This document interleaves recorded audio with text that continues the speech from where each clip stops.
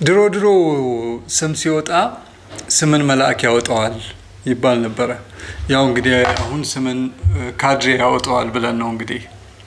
ከጎን የምትመለከቱት ምስል ፋስት መረጃ ነው የለቀቀው። ያው ህፃናቱን ፊታቸውን ግልጽ አድርጎ ነው። እኔ ደግሞ የሸፈንኩት ምናልባት ወላጅ ነው ይሄንን መረጃ ያወጣው ሌላ ሰው ነው ያወጣው እርግጠኛ ስላልሆንኩኝ፣ ዋናው የልጆቹ መልክ ሳይሆን የወጣላቸው ስም ልጥፉ ነው እንግዲህ መነሻችን። እና እንግዲህ የመደመር መንግስት ነው፣ የብልጽግና መንግስት ነው፣ የኮሪደር ልማት አለ። እነዚህ ሁሉ ነገሮች በታሪክ ውስጥ መወሳት አለባቸው እና ከዛ አንጻር ብዙ የሚሰሩ ነገሮች አሉ። እንግዲህ ፋስት መረጃ መደመርን፣ ብልጽግናና ኮሪደርን ተዋውቋቸው ብሎ ነው ያወጣው።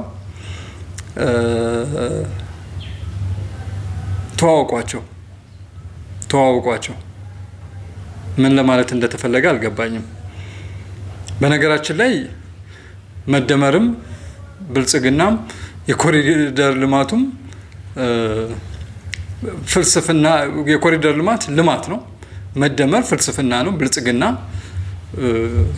እንደ ግብ የተቀመጠ ጉዳይ ነው። በዚህ ልክ ግን ለምን መሰላችሁ? እኔ ለልጄ አንድ ስም አወጣሁላትና ከዛ ባባ ይሄ ስም ትምህርት ቤት ውስጥ እያበሸቁኝ ነው አልፈልግም አለች። ተቀየረላት። አሪፍ ስም ነበር ያወጣሁላት፣ አልፈለገችም። ምን ያህል ከልጆቻችን ጋር ተግባብተን ነው እንደነዚህ አይነት ስም የምናወጣው ነው። እነ ዶክተር አብይስ ይፈልጉታል ብዬ አላስብም። እነ ከንቲባ አዳነች ይፈልጉታል ብዬ አላስብም። ይሄ የማሽቃበጥ ጥግ ነው ብዬ ነው የምወስደው። ይሄ የኔ ሀሳብ ነው። እንዴት በኮሪደር ስም ልጅ አይጠራም፣ እንዴት በመደመር ስም ልጅ አይጠራም፣ እንዴት በብልጽግና ስም አይጠራም ብላችሁ የምትመጡ ጓደኞቼ ልትኖሩ ትችላላችሁ። ሀሳባችሁን ግለጹ እታች በኮሜንት መስጫው ላይ ሀሳባችሁን ስጡ።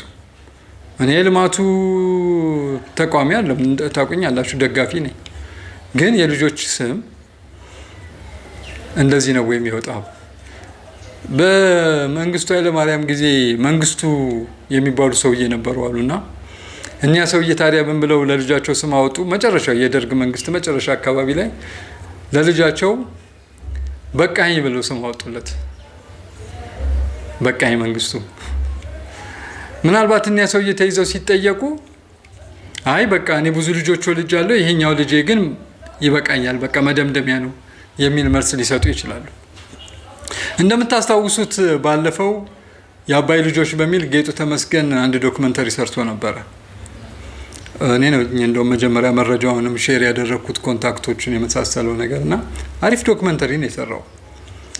ያኔ የህዳሴ ግድቡ የተጀመረበት አካባቢ ነበረና ግድቡ ገና ሳይታሰብ አባይ ነው ሰውየው ስማቸው፣ ለልጆቻቸው ይገደብ አባይ ብለው ስም አወጡ።